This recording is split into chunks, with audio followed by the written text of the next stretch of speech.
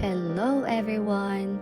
I hope napanood nyo ang first part ng ating Malaysia trip dahil ang video na ipapakita ko ngayon ay ang continuation ng ating Malaysia adventure. Kaya tara at samahan nyo kami ng aking mga kaibigan sa isa na namang panibagong breezy adventure. Welcome to Penang, Malaysia.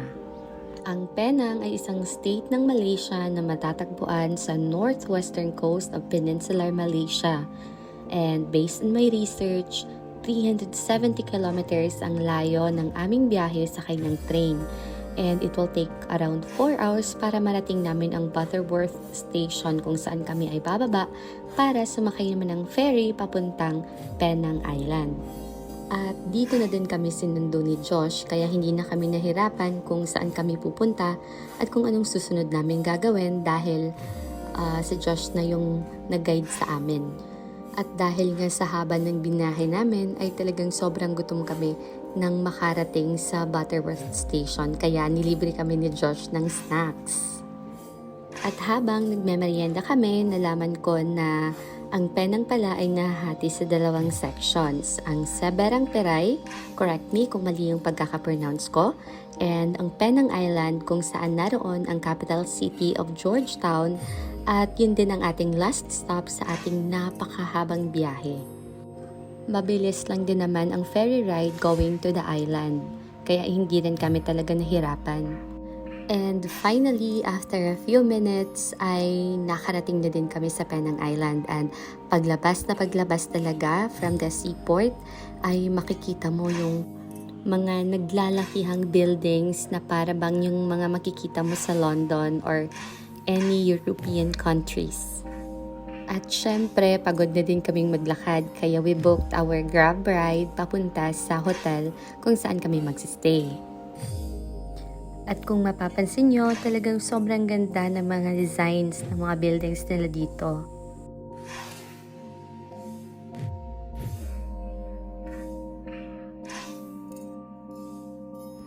Pagkatapos lang ng ilang minuto ay nasa hotel na din kami agad. Ito ang Grand Swiss Hotel. Sa entrance pa lang ng hotel ay talagang very Instagrammable na, kaya naman hindi pa kami nakakapasok ay talagang picture-picture na agad.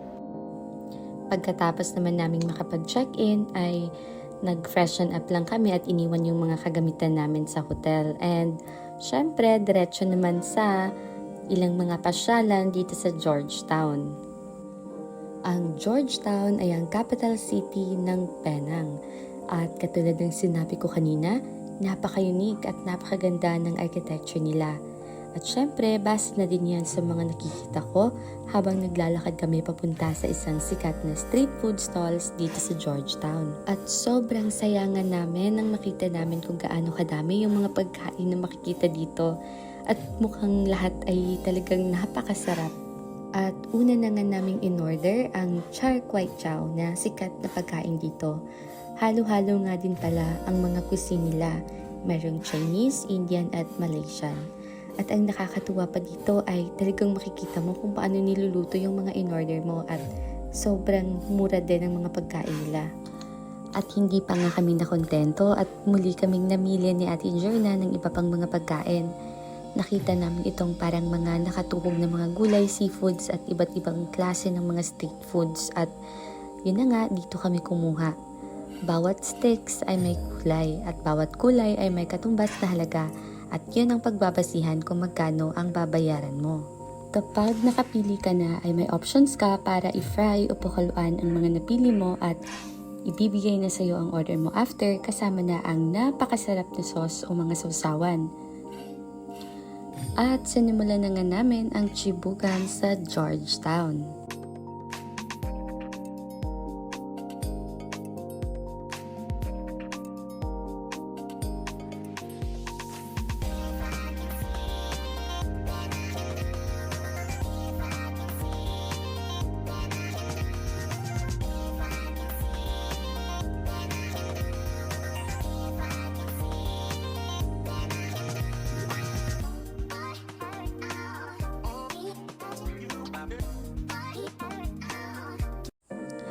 At nang kami ay nabusog, nag-decide kami na maglakad-lakad muna para na din matunawan. At syempre, sinulit talaga namin na kahit walang kompletong tulog at pahinga ay pinipilit naming mapuntahan yung mga lugar na dinarayo ng mga turista dito. Nagpunta kami sa mga street arts nila, nag-picture din kami sandali at naglibot-libot ng kaonte. Hindi nga lang masyadong kita ang ganda ng lugar dahil nga sa madilim na din. Pagkatapos ay dumiretso naman kami sa Jetty Food Court. Busog pa kami sa mga oras na ito pero dito na kami dinala ni Josh malapit sa mga pagkain kaya konting drinks at mga pulutan lang ang in-order namin. May nakilala din kaming isang Pinay, si Ate Marisa, isa din siyang Bisaya na dito na din nagtatrabaho sa Penang.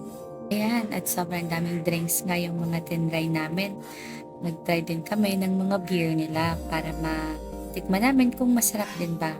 And ayan, konting kainan, konting chikahan, at konting inuman. Ayan nga si Mitch at medyo nalasing na siya sa kanyang nainom kahit ang konti lang naman. Ayan at pala salita na masyado. Ayan naman sa Ate Jerna na tuwang-tuwa sa kanyang mga natitikman. At si Josh naman, ayan kita-kita ang saya na nagsasandok sa aming in-order. And dito nga pala sa Jetties, pwede ka rin mag-request sa mga kanta or pwede siguro din na ikaw yung kumanta. Pero siguraduhin lang na maganda yung boses mo. At pagkatapos nga namin kumain at uminom sa Jetties, ay nagsimula na ulit kaming maglakad-lakad. Kasi ba naman sobrang busog namin. At saka sobrang ganda din nang makikita mo kapag naglakad-lakad ka dito sa Georgetown. Ang Georgetown kasi ay isang World Heritage Site ng UNESCO kaya ginagawa nila ang lahat para mai-preserve ang magagandang mga infrastruktura dito sa lugar. Sa kakalakad nga namin ay narating na namin itong parang boulevard ng Georgetown at makikita nyo na meron ding mga nangingisda dito kasi marami din pala silang seafood. At syempre, must visit din yung Starbucks dito sa Georgetown dahil sa napakagandang infrastruktura nila. At ayan nga, sumasayaw-sayaw pa kami sa harap ng Starbucks.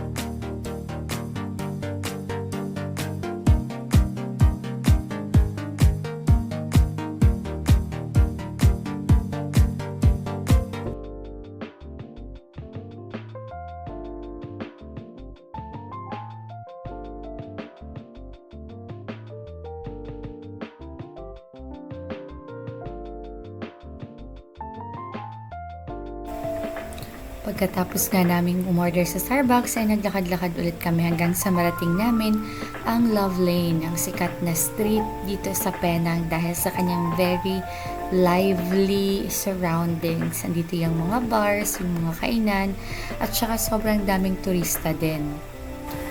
Ilang minuto na lang din ito mula sa aming accommodation kaya napagpasyahan namin na dumaan lang dito saglit para at least makita din namin kung gaano ka lively yung lugar. At dyan na nga nagtatapos ang aming napakagandang araw dito sa Penang kaya see you again sa ating next breezy adventure. Bye!